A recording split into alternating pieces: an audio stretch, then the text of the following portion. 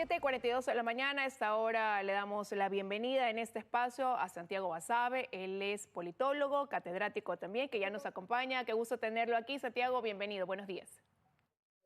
Liz, buen día. Un gusto conversar contigo, un gusto estar con tu teleaudiencia. Bueno, estamos a 41 días ya de estas elecciones anticipadas y quisiera preguntarle cómo ve usted que se va definiendo esta pre-campaña electoral, porque todavía no arranca oficialmente la campaña, pero ya vemos a todos los candidatos hacer sus recorridos, esta especie de mítines políticos, moviéndose en el país. ¿Cómo la evalúa usted? ¿Cómo la define? Mira, yo creo que hay dos campañas en realidad. Una, la de Luisa González, que es una candidata que prácticamente yo podría decir tiene garantizado el paso a la segunda vuelta. La candidatura de ella, la estrategia es básicamente intentar llegar al 40% para ganar en una vuelta. No creo que sea una cuestión fácil, pero me parece que ese es el objetivo de ellos.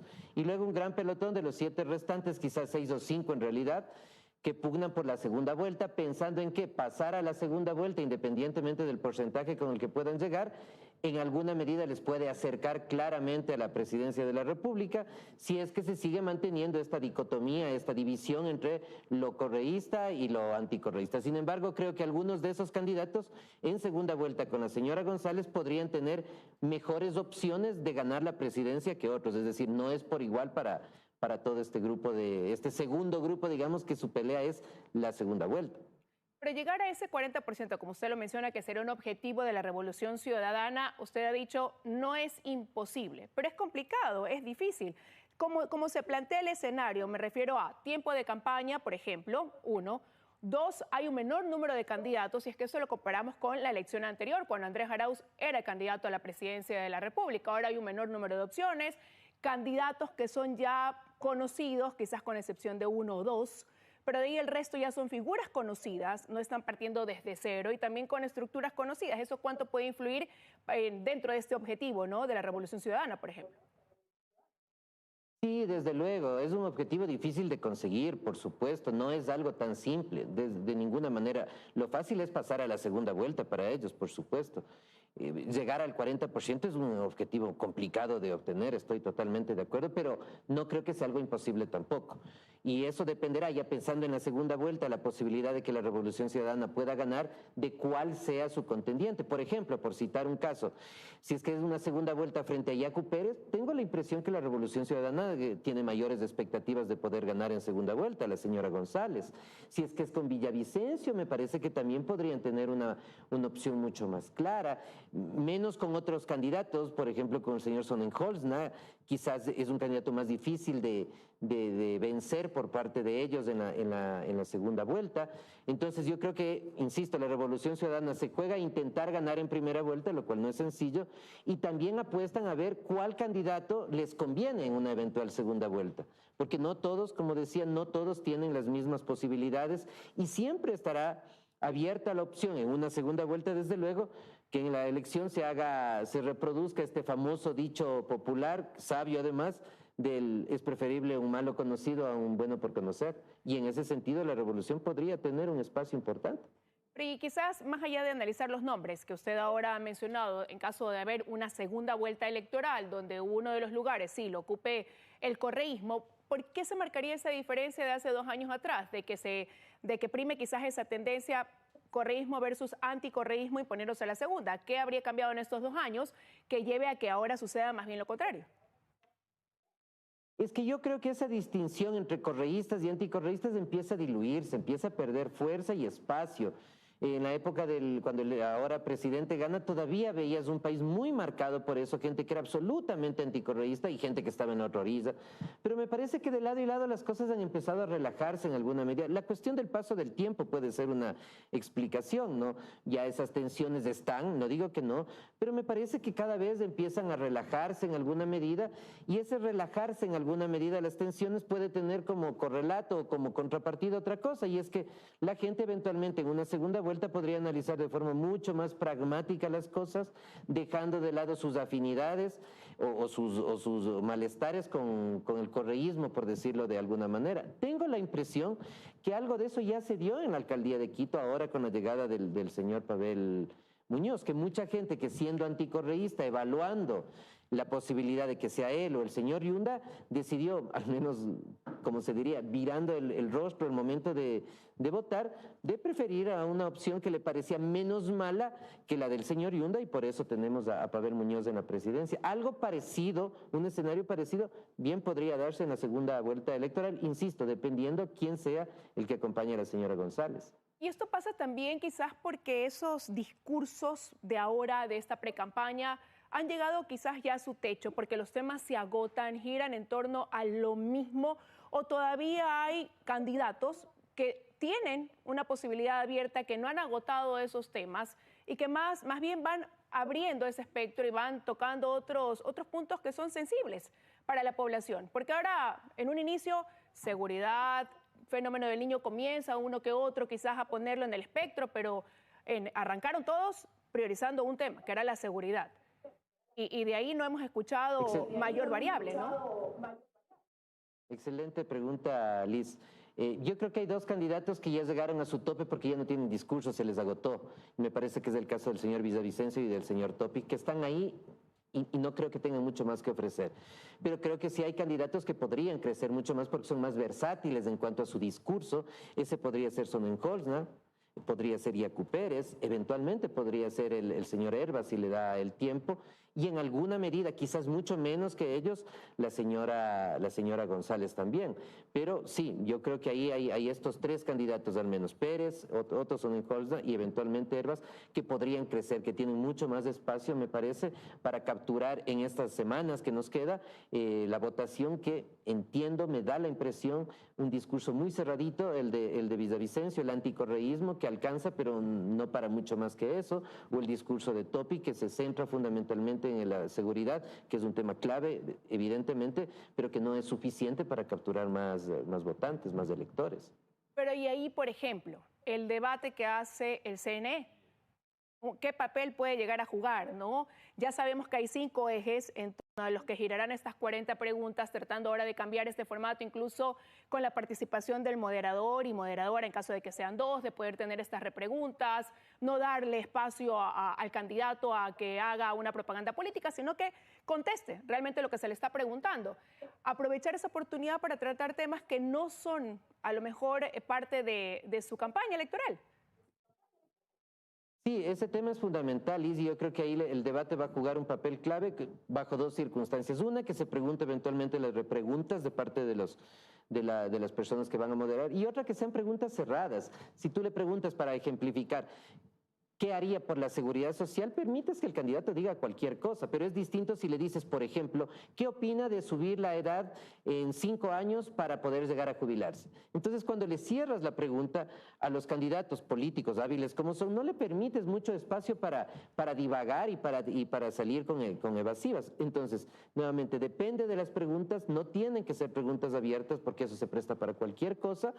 Y segundo, que ojalá el moderador, la moderadora, o si es que hay más de uno, tenga la posibilidad de repreguntar, y repreguntar en el sentido de pedirle al candidato, a la candidata, que se concentren exactamente en puntos claves y definitivos. Ojalá eso exista, y si es que se da así, yo creo que ese podría ser un elemento bien importante de cara a resolver, sobre todo este pelotón de los 7 restantes, en el sentido de ver cuál tendría más oportunidades de pasar a la segunda vuelta. Por dentro de estas elecciones express y anticipadas, con el corto tiempo que hay también, Santiago, el papel que están jugando quizás un sinnúmero de encuestas, de sondeos que semana a semana se difunden, sobre todo en las redes sociales, de varias empresas, algunas nuevas, otras conocidas. Eso también cómo llega a incidir en ese electorado, ¿no? Quizás a ir marcando ya una tendencia desde ahora. ¿Cómo le evalúa usted? ¿Cómo lo analiza? Sí, desafortunadamente en el país no contamos con una encuesta que uno pueda apreciarse de que es medianamente objetiva. Ese debería ser el papel de las universidades, por ejemplo, y es una gran deuda, una deuda histórica de las universidades. Y dependemos de encuestas que desafortunadamente en la gran mayoría de los casos, no estoy generalizando, dependen de quién pagó, de quién financió la encuesta. Y evidentemente cuando hay un sector, un actor político que financia la encuesta, los resultados le tienden a ser más favorables. ¿Eso qué genera en la población? Incertidumbre. evidentemente, porque encuentra una encuesta con resultados a veces tan diferentes respecto a los otros que la gente termina por desconcentrarse más y desinformarse más. Sin embargo, lo que me parece, en función de las encuestas, al menos pensando en este proceso electoral, es que medianamente hay una tendencia, con mucha variación en términos de porcentajes, desde luego, pero sí hay una tendencia a ponerla por encima del grupo, a la señora Luisa González, y a dejar un segundo grupo de actores que van medianamente cerca en términos de aceptación popular, el señor Yacu Pérez, Otto Sonnenholz, Villavicencio, y quizás un poco más atrás del señor Jan Topic, que a mí me parece que tiene un poco más de votación de lo que aparece en las encuestas y que estaría en este grupo de los 4 que están en esa disputa. Pero, nuevamente, desafortunadamente el país no goza de una encuesta que debería ser de las universidades, y creo que hay universidades que tienen la capacidad de hacerlo, que nos den mediana certidumbre y a la población sobre todo le ofrezca un escenario claro, medianamente creíble de lo que pasa en el país. ¿Y qué pasó quizás en estos 2 años? Que ahora cambia también el escenario para, por ejemplo, Yacu Pérez desde su análisis, en base a lo que nos acaba de decir hace pocos minutos, y para Javier Herbas, por ejemplo, que ellos dos tuvieron un buen resultado en las elecciones del 2021 y ahora pues más bien el escenario es más complejo para ambos candidatos.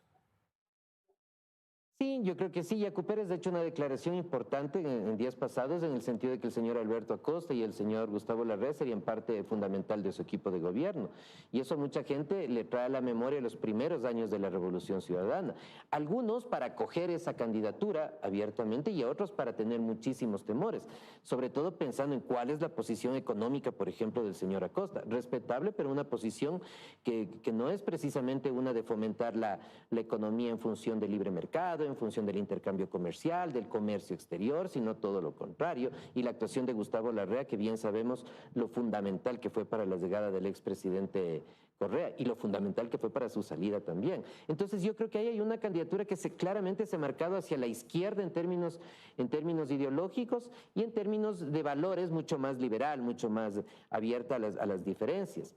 Eso me parece que puede incidir, y tengo la impresión, al menos al día de hoy, que eso puede incidir negativamente en el sentido de capturar un nicho importante de gente que está en esa línea, pero generar ciertos temores hacia otros sectores. Y en el caso del señor Herbas, ahora va con un partido prácticamente desconocido, que no va a arrastrar absolutamente nada de votos. No digo que la izquierda democrática antes haya sido una estructura partidista totalmente consolidada, pero me parece que mayor imagen, al menos nacional, tenía, y eso me da la impresión que le va a diezmar, junto con otra cosa.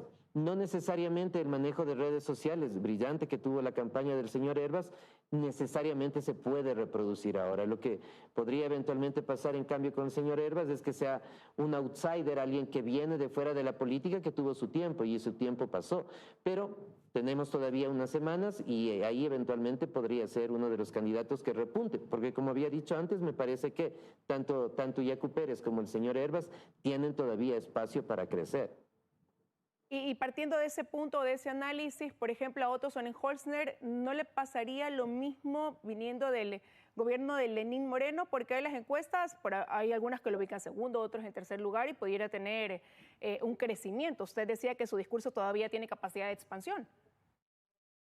Yo creo que sí, yo creo que él no ha tratado de desmarcarse, me parece, con mediano éxito de la administración del presidente Moreno. Tengamos presente que cuando él sale del gobierno es antes del momento más turbulento del gobierno del señor Moreno, es un candidato joven que tiene buena capacidad de ampliar su discurso. Me da la impresión que le falta tener una campaña, una actitud mucho más viva, mucho más locuaz, mucho más expresiva. Es un candidato que todavía se lo siente un poco frío frente a la población en su discurso, en lo que dice. Pero nuevamente creo que es un candidato que tiene mucho espacio para crecer y quizás es el candidato más complicado de ganar en segunda vuelta para la Revolución Ciudadana. Pero Santiago, y no quiero dejar también de analizar lo que pasa con la Asamblea Nacional. Hay más de 60 candidatos de la Asamblea cesada que buscan regresar nuevamente al legislativo. ¿Será viable? ¿La gente, usted cree que será más selectiva al momento de escoger quiénes obtendrán un curul? Difícilmente, Liz. O sea, yo creo que la experiencia que hemos tenido con la Asamblea que fue cesada y con las anteriores no ha sido buena y tengo muchas dudas de que la nueva sea algo mejor.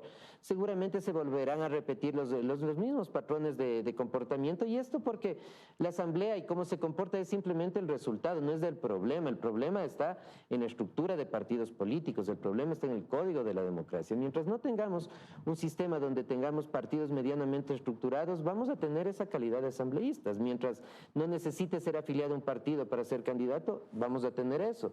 Y vamos a seguir teniendo, que esto es muy peligroso, esos financiamientos de campañas electorales que en muchas ocasiones vienen de recursos que no necesariamente son lícitos. Entonces, insisto, la Asamblea me parece que es un reflejo y desafortunadamente no creo que debamos esperar mucho más de lo que ya tuvimos. Dependiendo quién llegue a la presidencia, eso podría anticipar también un escenario complicado de cogobernabilidad. Absolutamente, absolutamente. Por supuesto que sí, porque en la Asamblea tampoco puedes hacer una predicción absoluta, pero me da la impresión que la conformación actual tendrá al menos el mismo porcentaje de bancas de la Revolución Ciudadana, si es que no más, si es que no pueden eventualmente llegar a tener una mayoría. Tendrá una representación bastante menor de Izquierda Democrática, bastante menor del partido de Pachacutic, eventualmente se mantenga la de el Partido Social Cristiano, creo seguramente descenderá, bueno, de hecho no va a tener porque no tiene candidatos, entonces la fortaleza de la Revolución Ciudadana va a ser enorme. Y ahí más bien la discusión sería, ¿cómo sería esa asamblea? Bueno, si González es la presidenta sería del mismo color y ya sabemos por dónde es el guión de la Revolución Ciudadana, lo sabemos claramente y no lo han ocultado.